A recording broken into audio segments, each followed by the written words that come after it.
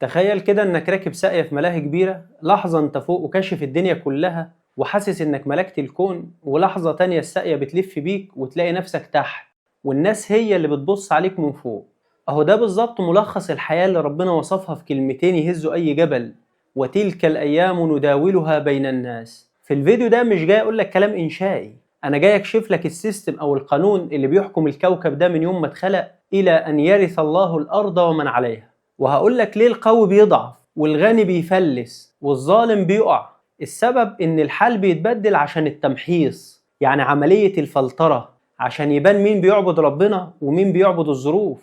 ربك قال: وليمحص الله الذين آمنوا ويمحق الكافرين. ربنا سمى الأيام تداول، يعني حاجة بتلف. وزي ما حبيبك النبي صلى الله عليه وسلم قال: إن حقا على الله ألا يرفع شيئا من الدنيا إلا وضعه. يعني مفيش حد يقدر يفضل فوق على طول، لازم في نزلة عشان غيرك يطلع.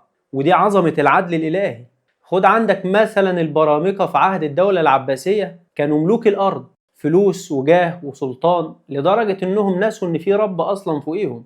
وفي ليلة وضحاها الخليفة غضب عليهم وسجنهم كلهم. واحد فيهم وهو في الزنزانة ابنه بيسأله بيقول له إيه بقى: يا أبتي لما بعد العز بقينا في السجن والقيود؟ قال له: يا بني لعلها دعوة مظلوم أصابت في ليل غفلنا عنها ولم يغفل الله عنها. شفت بقى المداولة والأيام لما بتلف بتعمل إيه؟ اللي عايز أقوله لك إن المداولة مش مجرد صدفة، أحيانا بتبقى دعوة بتهد عروش. طب لما تيجي تبص على آيتين: وتلك الأيام نداولها بين الناس، وآية وأنه هو أضحك وأبكى، هتلاقي الآيتين دول وجهين لعملة واحدة. آية وتلك الأيام نداولها دي القانون العام أو السيستم اللي شغال على الدول والشركات والعائلات والجيوش، يعني حركة خارجية بنشوفها في التاريخ والواقع. أما آية وأنه هو أضحك وأبكى دي التنفيذ الداخلي على مستوى الفرد، يعني لمسة ربنا لقلبك أنت. ربنا بيقول لك: أنا اللي بقلب موازين القوى في العالم، وأنا برضو اللي بقلب حال قلبك من قمة الفرح لقمة الحزن في ثانية. يعني ربنا قادر يضحكك وبنفس السبب قادر يبكيك برضو. ربك قادر يغنيك بالتجارة وبنفس التجارة قادر يفقرك.